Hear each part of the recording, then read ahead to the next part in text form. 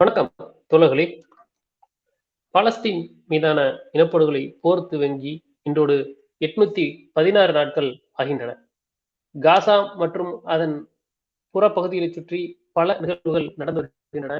நாம் பலவற்றை பேச வேண்டியிருக்கிறது. முக்கியமாக இன்று நாம் பேச வேண்டிய விடயம் வெனிசுவேலா அதிபர் தோழர் நிக்கோலஸ் மதுரோ அவர்களை அமெரிக்கா கடத்தியுள்ளது. இன்று ஜனவரி 3, 2026 அதிகாலை 2:30, 3 மணி அளவில் அவருடைய வீட்டை சுற்றி பல இடங்களில் தாக்குதல் நடத்தி அவர் வீட்டுக்குள்ளே அவரும் அவரது மனைவியும் உறங்கிக் கொண்டிருந்த போது அவர்களை கடத்தி சென்றுள்ளது. உலகில் பல இடங்களில் இது பெரும் அதிர்வலைகளை ஏற்படுத்தியுள்ளது.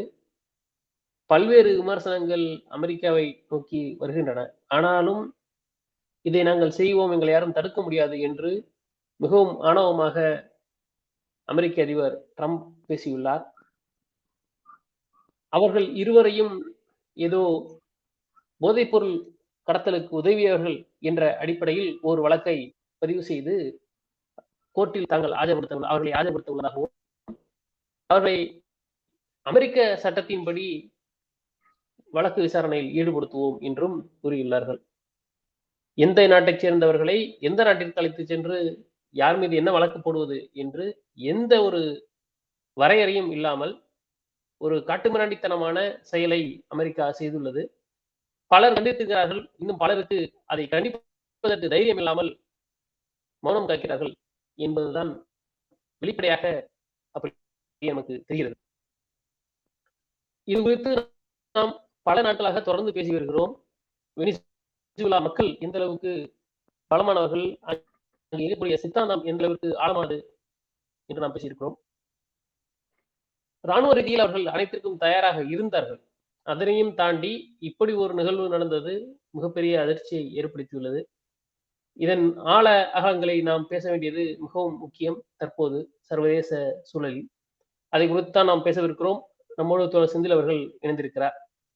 நாம் அதற்கு முன்பாக எனக்கு ஒரு சிறு வேண்டுகோள் தோழர்களிடத்திலே, நாம் வழக்கமாக ஒளிப்பதிவு செய்யும் ஜூம் தளமானது நமக்கு வேலை செய்யவில்லை. அதனால் வேறு ஒரு தளத்தை நாம் இந்த முறை தேர்ந்தெடுத்திருக்கிறோம். ஒலி கலவையில் ஏதேனும் குறைபாடுகள் இருந்தால் தோழர்கள் மன்னிக்கவும், பொறுத்துள்ளவும். நாம் தற்போது தோழர் செந்திலுடன் பேசுவோம். வணக்கம் செந்தில் தோழர்.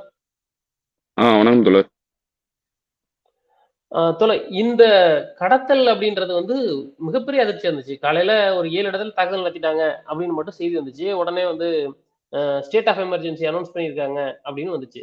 ஆனா திடீர்னு பார்த்தா ரீட்டர்ஸ் அவங்க அந்த இடத்துல இவங்க இறங்கிட்டாங்க, அமெரிக்க படைகள் அவங்க தலைமையகத்துல இறங்கிடுச்சு, மதுரோ அரசு விழுந்துருச்சு அப்படின்னு ரீட்டர்ஸ் சொன்னுச்சு. இது இங்கிலாந்து பத்திரிகை ரீட்டர்ஸ் சொல்றதை நம்ம நம்ப வேண்டாமான்னு இருக்கும் போதே ட்ரம்ப் அவங்கள கேப்சர் பண்ணிட்டோம், கூப்பிட்டு வந்துட்டோம் அப்படின்றப்பல யாரை போய் யார் கேப்சர் பண்றதுன்னு தெரியல. உங்க நாட்டுல இருக்கிறவன் நீ கேப்சர் பண்ணா அதுக்கு பிடிச்சதுன்னு சொல்லலாம், அவன் தேவைப்பட்ட குற்றவாளியா இருந்தா. வேற ஒரு நாட்டுல நாட்டோட அதிபர் போய் கடத்திட்டு வந்துட்டு அதை கேப்சர் பண்றேன்னு வேற பெருமையா சொல்லிக்கிறாங்க. இது என்ன மாதிரியான விளைவுகளை ஏற்படுத்த போகுதுன்னு எல்லாருமே ரொம்ப பயங்கரமான கலக்கத்துல இருக்காங்க. இதை எப்படி நம்ம புரிஞ்சுக்கிறது, இது நடந்ததெல்லாம் எப்படி நம்ம பாக்குறது?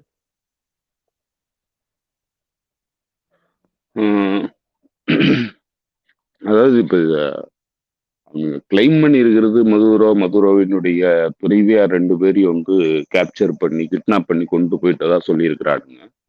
ஆனா இன்னும் உறுதிப்படுத்தப்படல. அவனுங்க தரப்புல இருந்து சொல்றாருங்க. 100% உறுதியா இதுதான் நடந்திருக்குங்கிறது கிளியரா தெரியல. ஒருவேளை கடத்திட்டு போனான்களா, கடத்திட்டு போகலையா, இல்ல கடத்திட்டு போய் கொன்னுட்டான்களா, உயிரோட இருக்கிறாங்களா அப்படிங்கிற எந்த தகவல்களும் நமக்கு உறுதிப்படுத்தக்கூடிய தகவல்கள் இப்போதைக்கு எதுவுமே இல்லை. ஆனா இவனுங்க கிளைம் பண்ணி இருக்கிறது நாங்க கடத்திட்டோம் அப்படிங்கிறத கிளைம் பண்ணியிருக்கிறானுங்க. இத கிட்டத்தட்ட உறுதிப்படுத்தும் விதமா வெனிசுலாவினுடைய வைஸ் பிரசிடென்ட் டெல்சி ரோட்ரிகோஸ் அப்படிங்கிறவங்க மதுரோவினுடைய துறைவியாரினுடைய வேற போர்ட்ஸ் எங்களுக்கு தெரியல, அவங்க எங்க இருக்கிறாங்கிறது எங்களுக்கு தெரியல, அமெரிக்கா தான் இதற்கு பொறுப்பு. உடனடியா வந்து அவங்க உயிரோட இருக்காங்கங்கிறதுக்கான ப்ரூஃப வந்து அமெரிக்கா இப்ப வெளியிடணும் அப்படிங்கிறத சொல்லியிருக்கிறாங்க. அப்ப அதிலிருந்து நமக்கு ஓரளவுக்கு யூகிக்க முடியுது. இவனுங்க கடத்தியிருக்காங்கங்கிறத நம்மளால யூகிக்க முடியுது. ஆம், ஆனா அதே நேரத்துல இவனுங்க பல்வேறு தகவல்களை வெளியிட்டிருந்தானுங்க, கசிய விட்டிருந்தானுங்க. குறிப்பா மேற்கத்திய ஊடகங்கள் கசிய விட்டுக்கிட்டு இருந்தது. சோசியல் மீடியா தளங்கள் வந்து அவனுங்களுக்கு வேலை செய்யக்கூடிய சோசியல் மீடியா தளங்களும் அந்த விஷயங்கள் எல்லாம் கசிய விட்டுக்கிட்டு இருந்தது. அதுல டிஃபென்ஸ் மினிஸ்டருடைய வீட்டுல வந்து தாக்குதல் நடத்தியிருந்தானுங்க. டிஃபென்ஸ் மினிஸ்டர் வந்து கொல்லப்பட்டார் அப்படின்னு சொல்லிட்டு அவனுங்க தகவலை பரப்புனானுங்க. அதே போல இன்டீரியர் ஜஸ்டிஸ் மினிஸ்டரை வந்து கொலை பண்ணிட்டதா சொல்லி தகவல் பரப்புனானுங்க. துணை அதிபரையும் வந்து கொலை பண்ணிட்டதா வந்து தகவல் பரப்புனானுங்க. கடைசியா வந்து இப்போ அவங்க யாருமே வந்து உயிரிழப்பை சந்திக்கல அப்படிங்கிறது இப்ப தெளிவா இருக்கு. என்னன்னா டிஃபென்ஸ் மினிஸ்டர் பேசியிருக்கிறாரு, இன்டர்னல் அஃபேர்ஸ் மினிஸ்டர் பேசியிருக்கிறாரு, அதே போல துணை அதிபரும் பேசியிருக்கிறாங்க. இப்ப டிஃபேக்டோவா துணை அதிபர் வந்து நாட்டினுடைய கட்டுப்பாட்டை வந்து அதாவது கமாண்டர் இன் சீஃபா வந்து இப்போ டிஃபேக்டோவா இருக்கிறாங்கிறது தெரியுது. ராணுவ ரீதியான வெற்றி அடைஞ்சிட்டாங்களான்னா இன்னும் உறுதியாகல. இன்னும் வந்து அமெரிக்கா வெற்றி அடைஞ்சிருச்சான்னா இன்னும் நடக்கல. அது இன்னும் லாங் வே வந்து போகணும் அவனுங்க. வெறும் மதுரோவை அரெஸ்ட் பண்ணிட்டா மட்டும் வந்து அரசாங்கம் வீழ்ந்துடுறது இல்லை. ஏன்னா நம்ம ஏற்கனவே பல முறை சொல்லியிருக்கோம், இது ஒரு ஆளை நம்பி இருக்கக்கூடிய அரசாங்கம் கிடையாது. ஸோ அதனால இது வந்து ஒரு பொலிவேரியன் ரெவல்யூஷன் அப்படிங்கிற ஒரு ஒரு பரந்துபட்ட ஐடியாலஜில உருவான ஒரு ஒரு அரசு. ஸோ அதனால இப்ப அதனுடைய எலமெண்ட்ஸ், சீனியர் லீடர்ஷிப் எல்லாருமே இருக்கிறாங்க. ஸோ அதனால இப்ப இது வரைக்கும் வந்து அரசாங்கம் வந்து வீழ்ந்துருச்சு அப்படிங்கிற இடத்துக்கு நகரல. ஆனா அதற்கு தேவையான சைக்கலாஜிக்கல் வார்ஃபேர் வந்து நடந்துகிட்டு இருக்கு.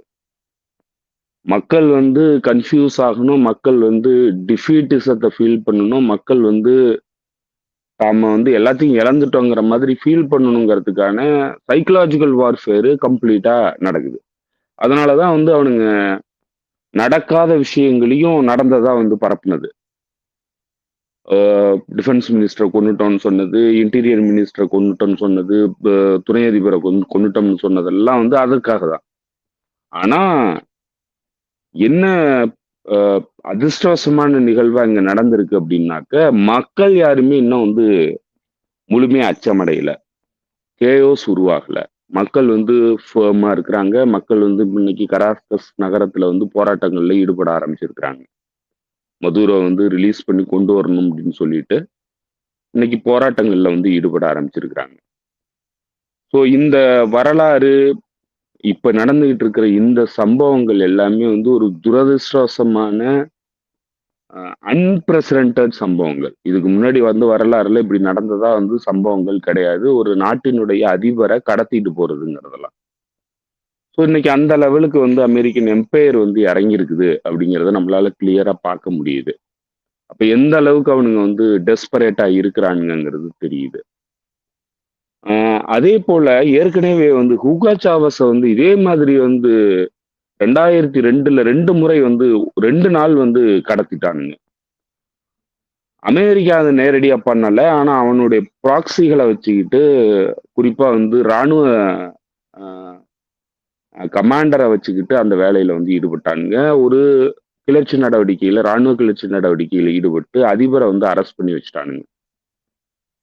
2 நாள் வந்து அவருடைய அதிபர் வந்து எங்க இருக்கிறாருங்கிறது தெரியல. 2 நாளைக்கு அப்புறம் மக்களினுடைய போராட்டம் வந்து தீவிரமடைஞ்சு, நாடு முழுக்க போராட்டம் வெடிச்சு, ஹூகோ சாவஸ வந்து ரிலீஸ் பண்ணணும்னு சொல்லி, மக்கள் கடுமையான போராட்டங்கள முன்னெடுத்த உடனே, வேற வழியே இல்லாம வந்து அவர ரிலீஸ் பண்ணானுங்க. திரும்ப வந்து அவர் அதிபரா இருந்தாரு. அந்த மாதிரி ஒரு வேளை இப்ப நடக்கிறதுக்கு வாய்ப்பு இருக்கா என்னன்னா, அகைன் அமெரிக்கா வந்து இன்னைக்கு டெஸ்பரேட் சிச்சுவேஷன்ல இருக்கு. ஸோ அதனால அதெல்லாம் பண்ணுமாங்கிறது இன்றைய நிலையில வந்து கேள்விக்குறிதான். அவனுங்க எந்த எல்லையையும் கடக்கிறதுக்கு தயாரா இருக்கிறானுங்க.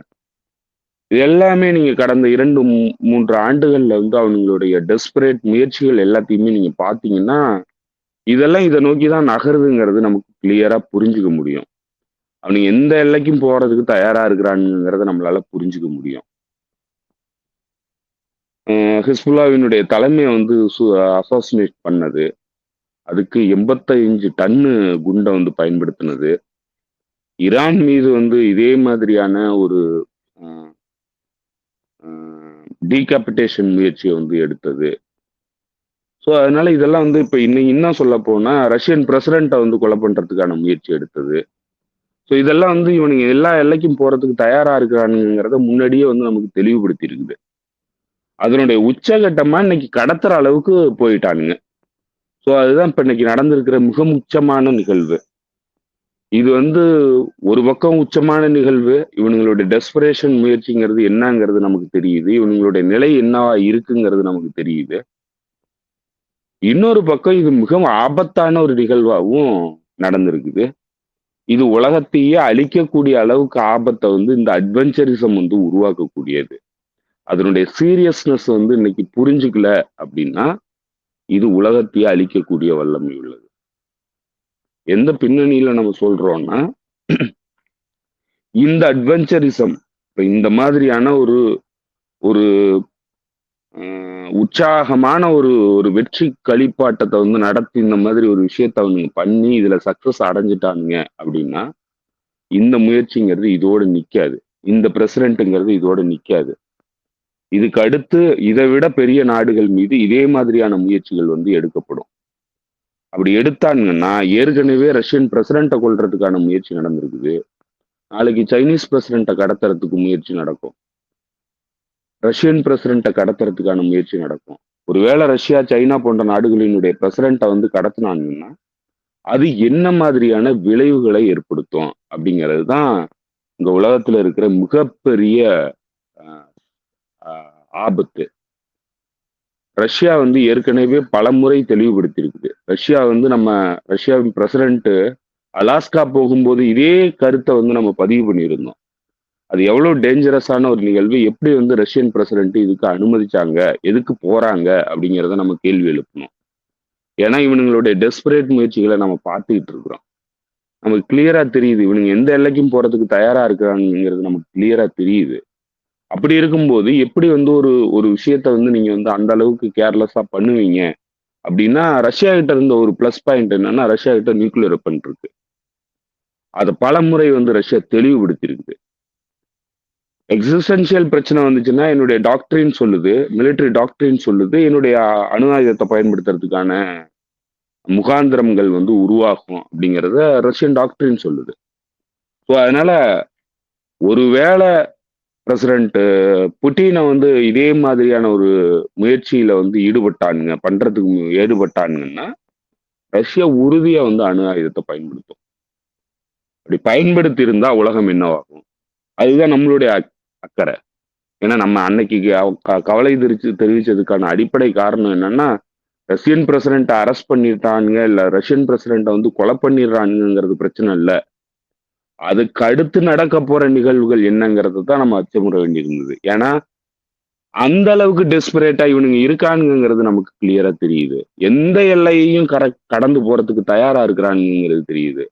அப்படியான ஒரு மனநிலையில இருக்கும்போது இந்த எம்பையரு நீங்க அந்த மாதிரியான ஒரு வாய்ப்பை ஏன் வழங்கணும் அப்படிங்கிறது தான் நமக்கு இருந்த கவலை. அதுதான் வந்து ரஷ்யன் சைட்ல வந்து மிகப்பெரிய தவறு இழைக்கிறாங்கிறத நம்ம சொன்னோம்.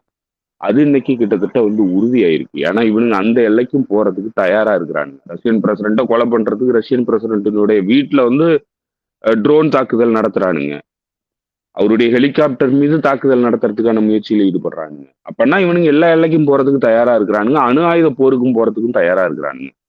உலகத்தையே அழிக்கிறதுக்கு தயாரா இருக்கிறாங்க. இவனுங்களுடைய பிரிவிலேஜ், இவனுங்களுடைய வெல்த், இவனுங்களுடைய ஆதிக்கத்தை வந்து காப்பாத்தணுங்கிறதுக்காக உலகத்தையே அழிக்கிறதுக்கும் இவனுங்க தயாரா இருக்கிறானுங்கிறத மீண்டும் மீண்டும் தெளிவுபடுத்துறானுங்க.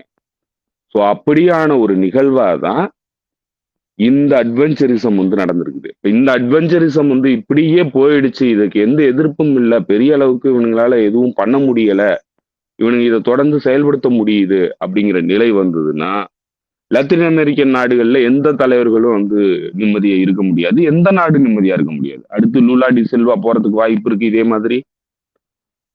பெட்ரோ போறதுக்கு வாய்ப்பு இருக்கு, கொஸ்தவ பெட்ரோ போறதுக்கு வாய்ப்பு இருக்குது, ஷியாபான் அவங்க கிளாடியா ஜைபான் போறதுக்கு வாய்ப்பு இருக்குது. மெக்சிகன் பிரசிடென்ட் யாரெல்லாம் இவங்களுக்கு எதிர்ப்பா இருக்கிறாங்களோ அவங்கள எல்லாத்துக்கும் எதிரான இந்த நடவடிக்கைகள் வந்து நடக்கிறதுக்கான எல்லா வாய்ப்புகளும் இருக்குது. இது வெறும் வெஸ்டர்ன் ஹெமிஸ்பியர் லத்தீன் அமெரிக்க நாடுகள் கூட நிக்கிறது இல்ல. இன்னைக்கு அவனுங்க டெஸ்பரேட் முயற்சியில வந்து ரஷ்யன் பிரசிடென்ட் இந்த வேலையை பண்றதுக்கு தயாரா இருக்கிறானுங்க, பண்ணுவானுங்க. கடத்த முடியலனாலும் கொலை பண்றதுக்கான முயற்சியில ஈடுபடுவானுங்க. சைனீஸ் பிரசிடென்ட் அதை பண்றதுக்கு இவனுங்க தயங்க போறது கிடையாது. இப்ப இந்த முயற்சிகள் வந்து இதே மாதிரி வந்து இது கட்டவிழ்த்து விடப்பட்டு இது மாதிரி நடக்க ஆரம்பிச்சதுன்னா இது உலக அழிவுக்கே ஆரம்பமா போயிடும். அதுதான் நமக்கு இருக்கிற மிகப்பெரிய கவலை. ஆனா அந்த எல்லைக்கும் போறதுக்கு இவனுங்க தயாரா இருக்கிறாங்க. நம்ம சொல்றோம் இப்ப வந்து நிக்கோலஸ் மதுரோ வந்து கடத்திட்டு போயிட்டானுங்கிறது உறுதியானால் கூட இன்னும் அரசாங்கம் வந்து விழல. அரசாங்கத்தினுடைய அங்கங்கள் வந்து எதுவுமே விழல. சீனியர் லீடர்ஷிப் இன்னும் இருக்குது, இன்டாக்டா இருக்கிறாங்க. இன்னமும் வந்து அவங்க வந்து மக்கள் வந்து இதாகல, தங்களுடைய தோல்வியா வந்து அவங்க இன்னும் அதை பார்க்க ஆரம்பிக்கல. அவங்களுக்கு எதுவுமே இன்னைக்கு வந்து கன்ஃபியூஷனான ஒரு சுச்சுவேஷன்ல தான் இருக்கிறாங்க. ஆனா ஏற்கனவே மக்களுக்கு எல்லாம் என்னென்ன பண்ணணுங்கிறத வந்து அட்வைஸ் பண்ணிருக்குது அந்த அரசாங்கம். எப்படி நடந்துக்கணும், என்ன கொரில்லா வார்ஃபேர் தான் நடத்தணுங்கிறத அவங்க ஆல்ரெடி தீர்மானம் பண்ணி வச்சிருக்கிறாங்க. அதே போல மக்கள் குழுக்களுக்கு ஆயுதங்களை வந்து வழங்கி, ஆயுத பயிற்சிகளை வழங்கி, ஆயுதங்களோட தயாரா இருக்கிறாங்க. எல்லாமே இருக்குது. அரசாங்கம் வீழ்ச்சி அடையல, அரசாங்கம் இன்னும் ரன் ஆகிட்டு இருக்குது, ரெஜிம் சேஞ்ச் நடக்கல, பிரசிடென்ட்டை மட்டும் கூட்டிட்டு தூக்கிட்டு போயிருக்கிறானுங்க. அதனால ரெஜிம் சேஞ்ச் நடந்துருமான்னா நடக்கிறதுக்கு வாய்ப்பு இல்லை. பிரசிடென்ட் இவனுங்க வந்து சொல்றது கட்டளைக்கு தன்னையை காப்பாத்திக்கணுங்கிறதுக்காக அரசு நாட்டை வந்து விட்டு கொடுத்துருவாரான்னா அந்த மாதிரியான மனநிலையில நிக்கோலஸ் மதுரோ ஒரு காலமும் இருந்தது இல்லை. அப்படி இருந்திருந்தாருன்னு எப்பவோ வந்து அவர் மாறி இருக்கணும். ஸோ அதனால அந்த மாதிரியான நிலைக்கும் வாய்ப்பு இல்லை. அப்படின்னா இன்னும் போர் முடியல. இது வந்து ஆரம்ப கட்டம் தான். போர் வந்து முடியல. முழுமையான கட்டுப்பாட்டை தங்க கைக்கு கொண்டு வரணும்னா 3-4 விஷயத்த வந்து அமெரிக்கா பண்ணி ஆகணும். ஒண்ணு, இந்த எக்ஸிஸ்டிங் லீடர்ஷிப் எல்லாத்தையும் வந்து அழிக்கணும். துணை அதிபர்ல இருந்து, டிஃபென்ஸ் மினிஸ்டர்ல இருந்து, இன்டீரியர் மினிஸ்டர்ல இருந்து எல்லாத்தையும் அழிக்கணும். இராணுவ தலைமைகளை அழிக்கணும். இராணுவத்தை ஒட்டுமொத்தமா அழிக்கணும். மக்களையும் அழிக்கணும். ஏன்னா இராணுவம் வந்து டிஃபெக்ட் ஆகுமா அப்படின்னா இராணுவம் டிஃபெக்ட் ஆகிறதுக்கான வாய்ப்பு குறைவு. ஒருவேளை இராணுவம் டிஃபெக்ட் ஆயிடுது, இராணுவம் வந்து பொலிவேரியன் ரெவல்யூஷனுக்கு எதிராக வந்து செயல்பட ஆரம்பிக்குது அப்படின்னா மக்கள் விட்டு கொடுக்கறதுக்கு தயாரா இல்லை. ஏன்னா மக்கள் வந்து அரசியல் மயப்படுத்தப்பட்டு போர் பயிற்சிகளை பெற்று இருக்கிறாங்க. அதனால மக்கள் வந்து அதை விட்டு கொடுக்கறதுக்கு தயாரா இல்லை. ஸோ நிக்கோலஸ் மதுரோவை கடத்துறதோட இந்த போர் வந்து முடிஞ்சு போறது இல்லை. இவனுங்களுடைய ஆம்பிஷன் வந்து வெற்றி அடையிறது இல்லை. இதற்கு மேலதான், இதுக்கு மேல போரே வந்து இதுக்கு மேலதான் வந்து ஆரம்பிக்கணும். ஏன்னா இராணுவத்தை கம்ப்ளீட்டா அழிக்கணும். இராணுவத்தை வந்து இதுக்கு மேல வந்து செயல்பட முடியாத அளவுக்கு இராணுவத்தை அழிக்கணும். லீடர்ஷிப், எக்ஸிஸ்டிங் லீடர்ஷிப்பை வந்து எல்லாத்தையும் அழிக்கணும். இல்லைன்னா எல்லாரையும் வந்து தங்களுக்கு ஆதரவானவர்களா மாற்றணும். அதற்கான வாய்ப்பு மிக மிக குறைவு.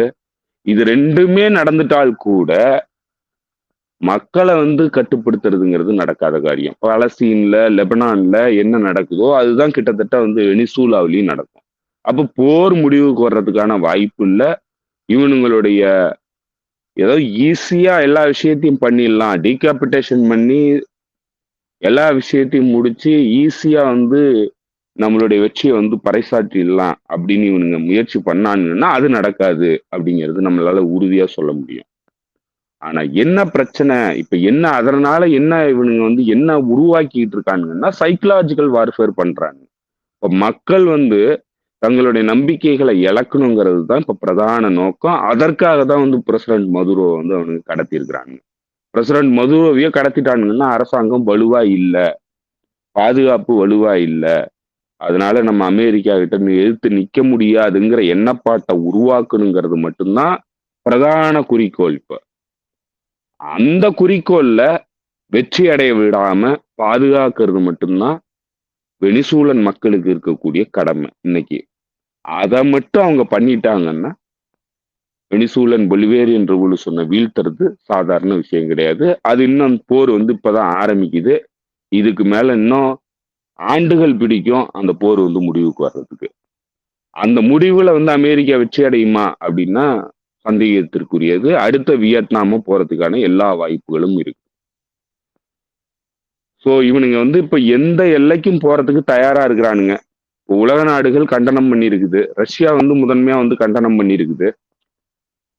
இது வந்து பேச்சுவார்த்தையின் மூலமா தான் வந்து இந்த டிஸ்பியூட்டை வந்து தீர்த்துக்கணுமே தவிர இந்த மாதிரி ராணுவ அட்வென்ச்சரிசம் பண்றதை வந்து ஸ்டாப் பண்ணணும். உடனடியா லீகலா எலெக்ட் ஆகிருக்கிற பிரசிடென்ட்டை வந்து ரிலீஸ் பண்ணணும் அமெரிக்கா அப்படின்னு சொல்லிட்டு ரஷ்யன் வெளியுறவுத்துறை வந்து ஸ்டேட்மெண்ட் விட்டுருக்குது. அதே போல சைனீஸ் வெளியுறவுத்துறை வந்து கடுமையா கண்டனம் பண்ணியிருக்குது. உடனடியா இதை பத்தி விவாதிச்சு இந்த அக்ரஷன் வந்து வெனிசூலன் சாவரிட்டியில நடக்கிற தாக்குதலை வந்து உடனடியா அமெரிக்கா வந்து நிறுத்தணும். அமெரிக்காவினுடைய இந்த இல்லீகல் ஆக்கிரமிப்பு, இல்லீகல் அக்ரஷனை வந்து உடனடியா நிறுத்தணும் அப்படின்னு சொல்லிட்டு எச்சரிக்கை விடுத்திருக்குது சைனாவினுடைய ஃபாரின் மினிஸ்ட்ரி. அதே போல பெலரஸ் வந்து இதற்கு கடுமையான கண்டனம் தெரிவிச்சிருக்குது. ஈரானுடைய ஃபாரின் மினிஸ்டர் வந்து இதுக்கு கடுமையான கண்டனம் தெரிவிச்சிருக்கிறாரு. பல்வேறு அமைப்புகள் ஹெஸ்புல்லா கடுமையா கண்டனம் பண்ணியிருக்குது. பிஐஜே பலஸ்தீன் இஸ்லாமிக் ஜிஹாத் வந்து கண்டனம் தெரிவிச்சிருக்குது. அதே போல அன்சரல் அமைப்பு கண்டனம் தெரிவிச்சிருக்குது, யமனுடைய அன்சரல் அமைப்பு. அந்த ரீஜியன்ல பிரேசிலினுடைய டிசில்வா வந்து கண்டனம் தெரிவிச்சிருக்கிறாரு. இது வந்து அன்பிரசிடென்டான ஒரு மோசமான நிகழ்ச்சி. இந்த மாதிரியான விஷயங்களை வந்து உடனடியா ஸ்டாப் பண்ணணும். இன்டர்நேஷனல் கம்யூனிட்டிக்கு இது மிகப்பெரிய ஆபத்தை உருவாக்கக்கூடியது. ஸோ அதனால இந்த மாதிரியான விஷயங்கள் நடக்காம நம்ம பாதுகாக்க வேண்டிய பொறுப்பு எல்லாருக்கும் இருக்குன்னு சொல்லிட்டு டிசில்வா சொல்லியிருக்கிறாரு. குஸ்டோவோ பெட்ரோ கண்டனம் பண்ணியிருக்கிறாரு. கொலம்பியா வந்து கண்டனம் பண்ணியிருக்குது. மெக்சிகோ வந்து கண்டனம் பண்ணியிருக்குது. மற்ற யாருமே பெருசா கண்டனம் பண்ணல. ஸோ இனிமே ஒரு வேளை வந்து யோசிச்சு கண்டனம் பண்ணுவாங்களா என்னன்னு தெரியல. ஸோ இவ்வளவுதான் வந்து கண்டனம் வந்து வந்திருக்குது. ஸோ அதனால இதுல என்னன்னா, இதுல எல்லாத்த விட மிக மிக ஆபத்தானது என்னன்னா, இந்த அட்வென்ச்சரிசம் சக்சஸ் ஆகி போனுச்சுன்னா இது வந்து மீண்டும் பல்வேறு நாடுகளுக்கு எதிராக தொடரும். அதுவே தொடர்ந்து மிகப்பெரிய அணு ஆயுத சக்திகளுக்கு எதிரான நடவடிக்கையாகவும் இது போக ஆரம்பிச்சதுன்னா உலகமே அழியறதுக்கான வாய்ப்புகளை உருவாக்கும். இந்த அட்வென்ச்சரிசம் இங்கேயே வந்து ஸ்டாப் பண்ணணும். ஸோ இந்த அட்வென்ச்சரிசம் வந்து ஆரம்பிச்சது ஹெஸ்புல்லாவுக்கு எதிராக ஆரம்பிச்சது. அப்பவே ஸ்டாப் பண்ணிருக்கணும் உலக நாடுகள். ஈரானுக்கு எதிராக அடுத்து போச்சு, அப்பவாவது ஸ்டாப் பண்ணிருக்கணும். இப்ப அடுத்து வெனிசுலாவுக்கு எதிராக போயிருக்குது, கடத்தல் வரைக்கும் போயிருக்குது. இப்ப இது தொடர்ந்ததுன்னா உலகத்தை வந்து அழிக்கிறதுக்கு இவங்களே வழிவிட்டதா ஆயிடும் அப்படிங்கிறது தான் இன்றைய நிலைமை. இந்த பிரச்சனையினோட சீரியஸ்னஸ்ங்கிறது அதுதான்.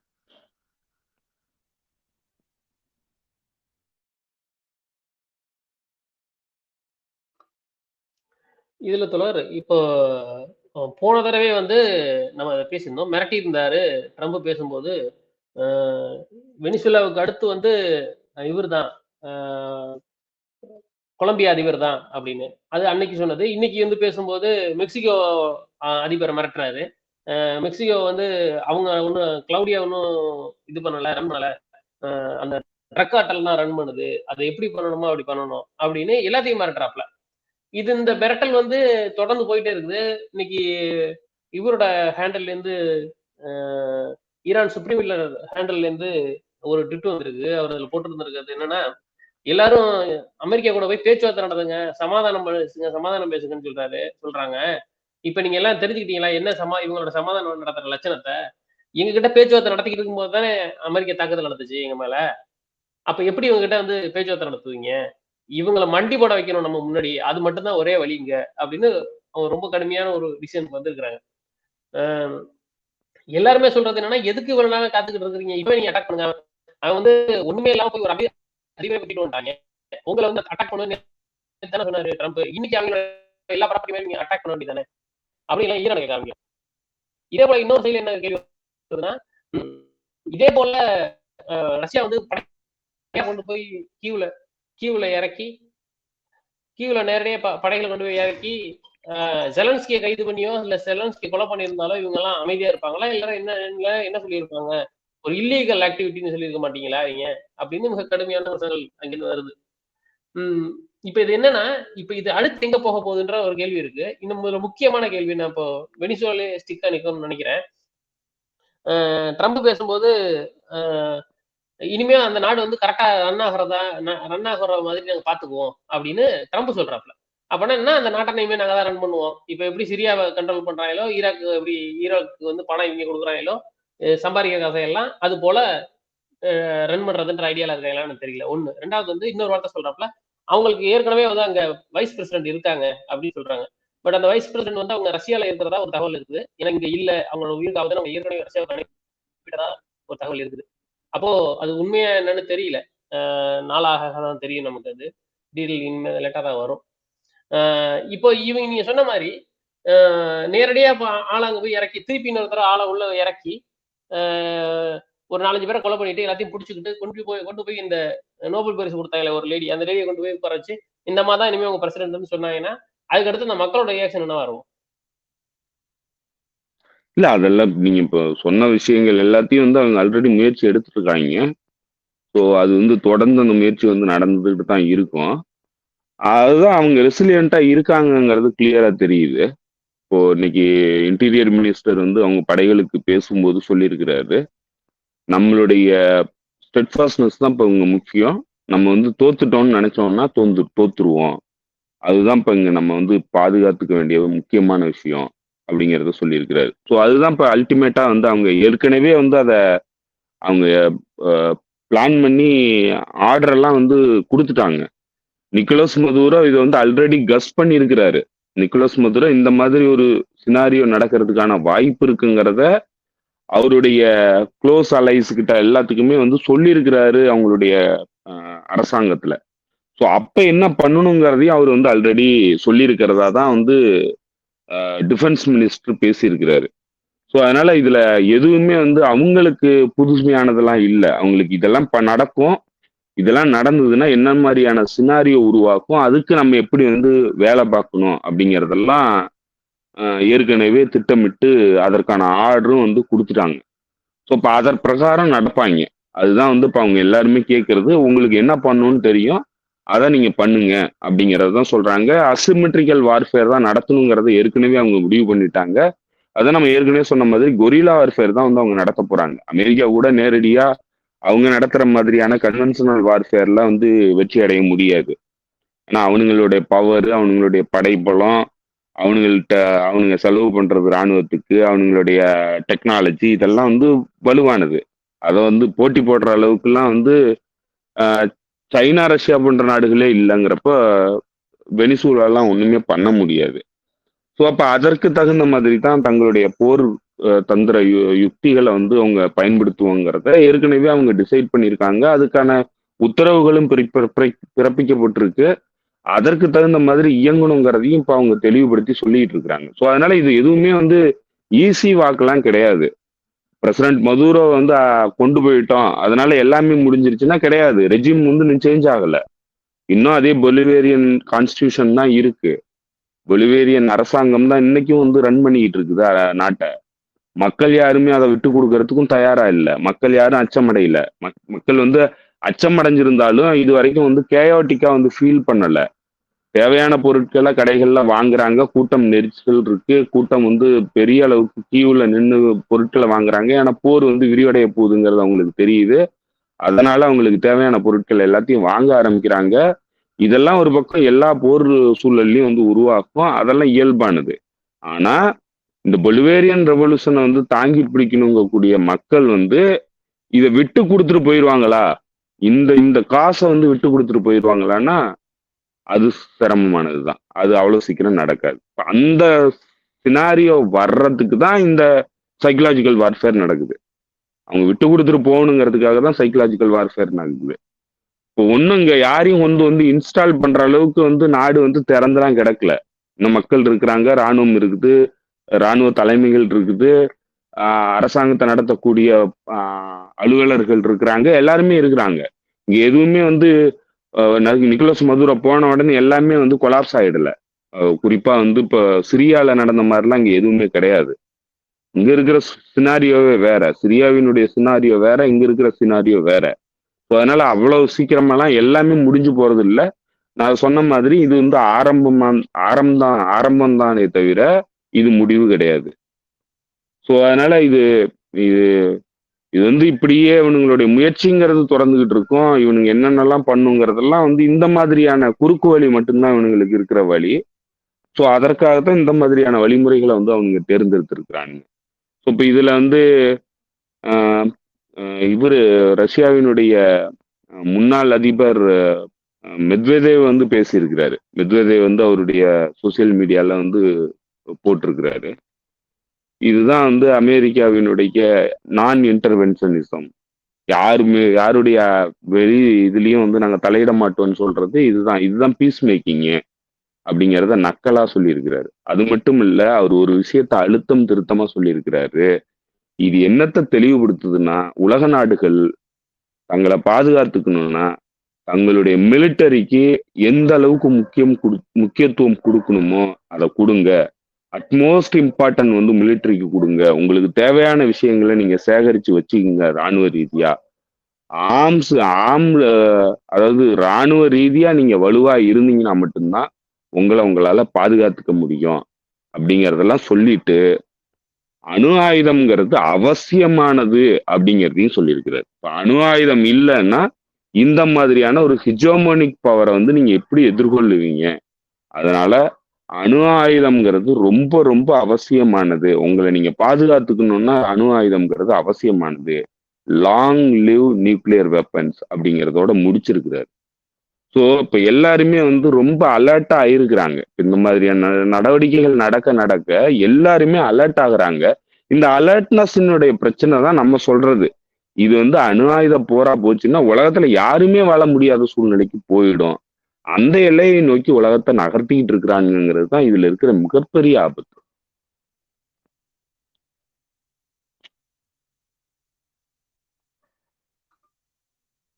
இதுல நான் கடைசியா ஒரு கேள்வியோட முடிச்சுக்கணும்னு நினைக்கிறேன். ரொம்ப இம்பார்ட்டன்டான கேள்வி. ஏன்னா தொடங்கும் போதே இது போல ஒரு தகவல் வந்த போது என்ன வந்துச்சுன்னா, சிரியா மாதிரியான ஒரு விஷயத்த இவங்க கையில எடுத்துட்டாங்க. உள்ள இருக்கிற ஆட்கள் எல்லாத்தையும் விலைக்கு வாங்கிட்டாங்க. அதனாலதான் வந்து அதிபரே தூக்கிட்டு போயிட்டாங்க அப்படின்னு சொல்லப்படுது. 2வது வந்து என்ன சொல்றாங்கன்னா, S-400 மாதிரியான வான் பாதுகாப்பு சாதனத்தெல்லாம் வந்து ரஷ்யாட்ட இருந்து வாங்கி வச்சிருக்கு. அது எப்படி ஆக்டிவேட் ஆகாம போச்சு? அவங்க வந்து ஒரு தாழ்வான இடத்துல வந்து தாக்குதல் நடத்துற அளவுக்கு எப்படி விட்டாங்க? அப்படின்ற ஒரு கேள்வி இருக்கு. ஸோ அந்த கேள்வியை மட்டும் பேசிட்டு நம்ம இதோட இந்த இடத்த இதை நிப்பாட்டிக்கணும்னு நினைக்கிறேன். ஏன்னா கேட்கிற தோழர்கள் நம்ம ரொம்ப குழப்பிடக்கூடாது. இந்த நிலைமையில எப்படி வெனிசுவேலா மக்கள் எந்த நிலைமையில இருக்காங்க அப்படியே நம்ம பண்றது சரியா இருக்கும்னு நினைக்கிறேன். ஸோ இது மட்டும் பேசிட்டு இதுக்கு சொல்லிட்டீங்கன்னா கொஞ்சம் முடிச்சுக்கலாம். தெரியல, உண்மையா என்ன நடந்திருக்குன்னு தெரியல. போக போக தான் தெரியும். ஒருவேளை வந்து டிஃபெக்ட் ஆயிருக்குதா, ராணுவம் வந்து விலை போயிருச்சா அப்படிங்கிறது நமக்கு இன்ன வரைக்கும் தெரியல. இல்ல ஒருவேளை வந்து இவனுங்க சைபர் வார்ஃபேர் மாதிரி நடத்தி ஏற்கனவே வந்து இருக்கிற வானெதிர்ப்பு சாதனங்கள்லாம் வந்து பிளாக் பண்ணிட்டானுங்களா அப்படிங்கிறதும் நமக்கு தெரியல. மேல் ஃபங்க்ஷன் பண்ண வச்சுட்டானுங்களாங்கிறதும் நமக்கு தெரியல. எல்லாத்துக்கான பாசிபிலிட்டியும் இருக்கு. அவ்வளவு சீக்கிரம் வந்து இவனுங்க ஃபர்ஸ்ட் எடுத்த உடனே அவனுங்க கம்யூனிகேஷன் சென்டர்ஸ்ல தான் தாக்குதல் நடத்திருக்கானுங்க. கமாண்ட் சென்டர்ஸை தாக்கி இருக்கிறானுங்க. ஸோ அதனால கமாண்ட் சென்டர்ஸை தாக்குனதுனால வந்து உத்தரவுகள் போகாம இருந்திருக்கலாம். அதனால வானெதிர்ப்பு சாதனங்கள் வேலை செய்யாம போயிருந்திருக்கலாம். வானெதிர்ப்பு சாதனங்களை எடுத்த உடனே தாக்கியிருக்கலாம். ஸோ அதனால என்ன நடந்திருக்குங்கிறது இது வரைக்கும் வந்து ஆதாரப்பூர்வமா எதுவுமே தெரியல. எல்லாம் இனிஷியலா நடந்துகிட்டு இருக்கிற விஷயங்கள்ல மக்களுக்கு ஏற்படுற சந்தேகங்களை தான் வந்து எல்லாருமே பதிவு பண்றாங்க. ஸோ அதுல வந்து என்ன உண்மை இருக்கு, நிறைய நடந்திருக்கிறதுக்கு வாய்ப்பு இருக்கு. ஏன்னா இப்ப இதுல வந்து ராணுவ துருப்புகள்ல ராணுவ அதிகாரிகளா இருக்கிறவனுங்க வந்து காசுக்கு விலை போறவன்களும் இருக்கிறானுங்க. ஏன்னா லத்தீன் அமெரிக்காவை பொறுத்தளவுல வந்து காலாகாலத்துக்கு அமெரிக்க இம்பீரியலிசத்துக்கு விலை போனவனுங்க பல பேர் இருக்கிறானுங்க. அந்த மாதிரி செக்ஷன்ஸ் வந்து இருக்கிறதுக்கான வாய்ப்பும் இருக்கு. அப்படி ஒருவேளை அவங்க எல்லாம் இருந்து அந்த மாதிரி நடந்திருக்கிறதுக்கும் நம்ம வாய்ப்பு இருக்கு. அது அது இல்லைன்னு நம்மளால மறுக்கவும் முடியாது. நமக்கு இன்னும் போக போக தான் வந்து ஆக்சுவலா என்ன நடந்திருக்குங்கிறது தெரியும். அதெல்லாம் கடந்து இன்னைக்கு இருக்கிற வார்ஃபேர் டெக்னாலஜியை பொறுத்தளவுல வந்து நல்ல வலுவான எலக்ட்ரானிக் வார்ஃபேர் சிஸ்டம்ஸ் எல்லாம் இருக்கிறதுனால அது எல்லாத்தையும் பிளாக் பண்றதுக்கும் வாய்ப்பு இருக்கு. சைபர் வார்ஃபேர் வந்து சைமல்டேனியஸா நடத்துறானுங்க. சைபர் வார்ஃபேர்ல வந்து எதுவுமே ஃபங்க்ஷன் ஆகாம போறதுக்கான வாய்ப்பு இருக்கு. ஈரான் மீது நடந்த தாக்குதல் 8 மணி நேரம் வந்து வானெதிர்ப்பு சாதனங்கள் வேலை செய்ய முடியாத அளவுக்கு சைபர் தாக்குதல் எல்லாம் நடத்திட்டு தானே வந்து அந்த தாக்குதலையே நடத்துனாங்க. ஸோ அதனால இதெல்லாம் வந்து ஒன்றும் புதுசுலாம் கிடையாது. அது ஈரான் மாதிரியான ஒரு டெக்னாலஜிக்கலி சூப்பர் சொஃபிஸ்டிகேட்டட் கண்ட்ரியும் கிடையாது வெனிசுலா. ஸோ அதனால அந்த அளவுக்கு பாதுகாக்கிறதுக்கான வழிமுறைகளும் கிடையாது வெனிசுலா கிட்ட. ஸோ அதனால அதெல்லாம் தாக்கி இருக்கிறதுக்கான வாய்ப்பு இருக்கு. அதனால வேலை செய்யாம போயிருக்கிறதுக்கான வாய்ப்பு இருக்கு. ஆனா நீங்க இப்போ இந்த தகவல்கள் வந்து இது மாதிரி டிஃபெக்ட் ஆயிடுச்சு, ராணுவம் டிஃபெக்ட் ஆயிடுச்சு, விலை போயிட்டாங்க அப்படின்னு சொல்றத இந்த நேரத்துல நம்ம வந்து ப்ரொமோட் பண்ணக்கூடாது, அதை என்டர்டைன் பண்ணக்கூடாது. நடக்கட்டும், உண்மையான தகவல்கள் வந்து லீக் ஆகி கடைசியா வரும்போது மட்டும்தான் நம்ம அதை பத்தி பேசணுமே தவிர, இன்றைய சூழ்நிலைங்கிறது அது சைக்கலாஜிக்கல் வார்ஃபேரினுடைய ஒரு கூறு. ஸோ அதனால அதுல போய் நம்ம ட்ராப்ல வந்து வீழ்ந்துடக்கூடாது. கரெக்டா சொல்ல நான் இதுல ஒரு விஷயத்துல உங்க கூட உடன்படுறேன். அதுல என்னன்னா அவங்களே அமெரிக்க தரப்புல என்ன சொல்லியிருக்காங்கன்னா, operation in Venezuela included electronic jamming ops, அதாவது எலக்ட்ரானிக் பொருட்களை ஜாம் பண்ற ஆபரேஷன் நடத்தப்பட்டது அது நடந்துச்சுன்னு அவங்களே சொல்றாங்க. ஸோ இது இன்னும் என்னென்ன நடந்திருக்கு அப்படின்னு தெரியல. ட்ரம்ப் வந்து நிக்கோலஸ் மதுரோ இருக்கிற மாதிரியான ஒரு போட்டோவை நிக்கிற மாதிரியான ஒரு போட்டோவை போட்டிருக்காப்ல. இன்னும் வந்து இவா மொரால்ஸ் ரொம்ப தெளிவா அடிச்சிருக்கிறாரு. புதிய ஹிட்லர், அதாவது வந்து இந்த உலகின் புதிய ஹிட்லர் தான் ட்ரம்ப் அப்படின்னு நேரடியாவே சொல்லியிருக்காரு. இன்னும் அடுத்தடுத்த நிகழ்வுகள் எப்படி போகுதுன்னு பார்க்கலாம். யாருங்க யாரு? ஈவா மொராலஸ், அந்த கொலம்பியாவோட முன்னாள் Evo Morales. Okay okay, Evo Morales அவர் சொல்லியிருக்காரு. இன்னும் எல்லாருமே ஒரு கடுமையான வார்த்தைகள்லாம் பயன்படுத்தி இருக்கிறாங்க. இன்னும் வந்து இதுல எப்பவும் போல ஹிப்போக்ரஸியா தான் நடந்துகிட்டு இருக்குது யூரோப்பியன் யூனியனு. அங்க நாங்க வெனிசுவேலா மக்கள் கூட இருக்கிறோம். டிரான்சிஷன் ஸ்மூத்தா நடக்கிறதுக்கு நாங்க ஆதரவா இருப்போம். நீங்க என்னத்தை நொட்ட போறீங்கன்னு தெரியல. ஏன் டிரான்சிஷன் அங்க இல்ல, ஸ்மூத்தா இவனுக்கு டிரான்சிஷன் எங்க நடந்து நான் என்ன கேட்கிறேன், டிரான்சிஷன் எங்க நடந்திருக்கு? அரசாங்க டிரான்சிஷன் எங்க நடந்திருக்குது? அரசாங்கம் வீழ்ச்சியே அடையல.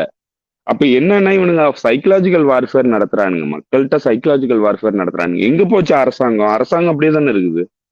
அதிபரை தூக்கிட்டீங்கன்னாக்கா அரசாங்கம் போயிடுச்சுன்னு அர்த்தமா? கான்ஸ்டியூஷன் சேஞ்ச் ஆயிடுச்சா? இல்ல ராணுவம் வந்து உங்களுக்கு ஆதரவா நின்றுகிட்டு இருக்கா? ராணுவம் வந்து ஆட்சியை கையில எடுத்துருச்சா? எதுவுமே கிடையாது, இல்ல எதுவுமே நடக்கல. அப்ப என்னத்தான் இங்க டிரான்சிஷன் நடக்குது? இது எல்லாமே சைக்கலாஜிக்கல் வார்ஃபேர். அதுக்காக தான் சொல்றேன், இதுல வந்து விலை போயிட்டாங்க, ராணுவம் விலை போயிடுச்சு அப்படின்னு சொல்றது எல்லாமே சைக்கலாஜிக்கல் வார்ஃபேரினுடைய கூறு. ஏன்னா இதை வந்து கேட்டாங்கன்னா மக்கள் வந்து எல்லாருமே விலை போயிட்டாங்க, எல்லாரும் காட்டி கொடுத்துட்டாங்கிற எண்ணப்பாடு வந்ததுன்னா சிரியா எப்படி விழுந்ததோ அது மாதிரிதான் விழும். ஸோ அந்த சைக்கலாஜிக்கல் வார்ஃபேர் தான் இவனுங்க பண்ணி எல்லா பக்கமும் நடத்திக்கிட்டு இருக்கிறானுங்க. இப்ப ஈரான்ல நேற்றுக்கு முந்தானாத்து இப்போ ஒரு 2-3 நாள் நடக்கிற சைக்கலாஜிக்கல் வார்ஃபேருமே அதுதான். போராட்டம் லெஜிட்டிமேட்டான போராட்டம் நடக்குது, அதுல வந்து இவனுங்களோட இன்ஃபில்ட்ரேட்டர்ஸை விட்டுக்கிட்டு கலவரம் பண்றானுங்க. கலவரம் பண்ணிட்டு நாடே வந்து அமைதி குலைஞ்சு போச்சு, பெரிய கலவரம் வெடிச்சுக்கிட்டு இருக்கு, நாடே வந்து விழப்போகுது அப்படின்னு சொல்லிட்டு பிரச்சாரத்தை வந்து பண்றானுங்க, அச்சமுறை வைக்கிறானுங்க. அதன் மூலமா அரசாங்கத்தை வீழ்த்தணுங்கிற முயற்சியில ஈடுபடுறானுங்க. ஸோ கம்ப்ளீட் வார்ஃபேர் வந்து சைக்கலாஜிக்கல் வார்ஃபேர் நடத்துறானுங்க. அவங்களுடைய மீடியா எல்லாத்தையும் பயன்படுத்தி சைக்கலாஜிக்கல் வார்ஃபேர் நடத்துறானுங்க. ஸோ அதுக்காக தான் திரும்ப திரும்ப நம்ம சொல்றது என்னன்னா, நடந்து முடிஞ்சதுக்கு அப்புறம் நம்ம அதெல்லாம் ஏத்துப்போம். ஒரு நடக்காதுன்னுலாம் நம்ம சொல்லல, நடந்து முடியட்டும், அப்ப நம்ம ஏத்துப்போம். ஆனா இன்றைய சூழல்ல இந்த சைக்கலாஜிக்கல் வார்ஃபேருக்கு நம்ம வந்து டூலா போயிடக்கூடாது அப்படிங்கிறதுல ரொம்ப கவனமா இருக்கணும். அதனால யாரு எது சொன்னாலும் சரி, அது நடந்து உறுதியானதுக்கு அப்புறம் அதை பத்தி நம்ம பேசலாம். இப்போதைக்கு இது நடந்திருக்கிறது இதுதான், அதுவும் உறுதிப்படுத்தப்பட்டதுக்கு அப்புறம் தான் நம்ம வந்து இதை பத்தி எல்லாம் பேச வேண்டியிருக்கு. இல்லைன்னா நம்ம வந்து இதை முன்னாடியே வந்து அனுமானிச்சுலாம் வந்து இதுல பேசவே கூடாது. ஏன்னா அது சைக்கலாஜிக்கல் வார்ஃபேரினுடைய அங்கமா போயிடும். ஓகே ஓகே தோழர். எனக்கு மட்டும் இல்ல, தோழர்களுக்கும் இது புரிஞ்சிருக்கும்னு நினைக்கிறேன். பார்க்கலாம். நம்ம அடுத்த அப்டேட்டுக்கு வந்த பிறகு நம்ம திரும்ப மீண்டும் சந்திப்போம். உங்க நேரத்துக்கு மிக்க நன்றி செந்தில் தோழர். நன்றி தோழர்களுக்கும் நன்றி. மீண்டும் சந்திப்போம் தோழர்களே. நன்றி, வணக்கம்.